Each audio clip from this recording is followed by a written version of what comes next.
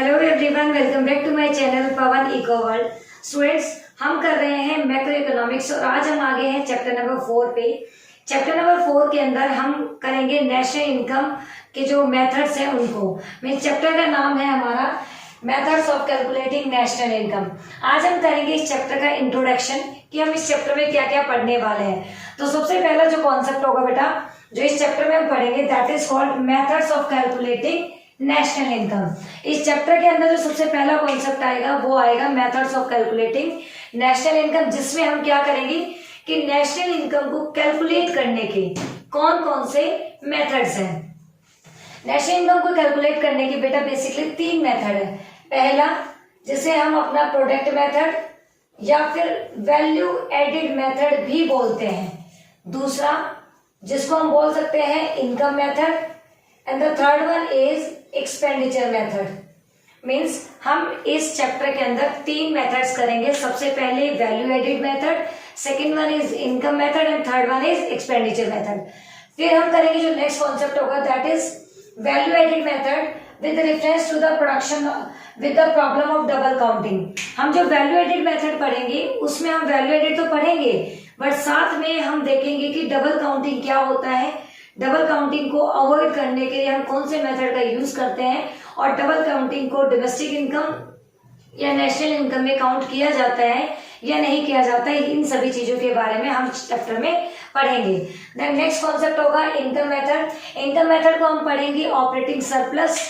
Means income method हम पढ़ेंगे जिसमें हमें पता चलेगा कि इसमें compensation of employee, operating surplus और मिक्स इनकम को इंक्लूड किया जाता है। बट स्टिल उसके साथ साथ हम पढ़ेंगे इसे ऑपरेटिंग सरप्लस के रेफरेंस में कि ऑपरेटिंग सरप्लस क्या होता है, ऑपरेटिंग सरप्लस के सब हेडिंग्स क्या हैं, जैसे कि रेंट हो गया, इंटरेस्ट हो गया, प्रॉफिट हो गया, लाइक दैट। इस तरीके की सारे कॉन्सेप्ट हम इस चैप्टर में पढ़ेंगे। And the next one is expenditure method. Expenditure method को हम पढ़ेंगे रेफरेंस टू जो हमारा फाइनल एक्सपेंडिचर है, कंजप्शन है, उसके रिगार्डिंग।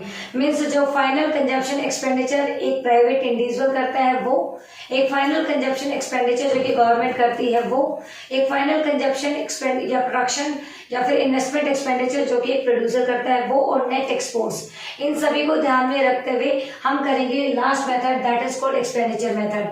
अब ये 3 मेथड्स जो बने वो स्टार्ट कहाँ से हुए, मैं वहां चलना चाहूंगी थोड़ा सा, जिसमें हम समझेंगे सबसे पहले हमारे पास इकोनॉमी के अंदर basically circular flow of income होता है। उसमें 3 फेजेस होते हैं। पहला जो फेज होता है हमारा वो होता है प्रोडक्शन का। मीन्स सबसे पहले क्या होता है, सामान बनता है।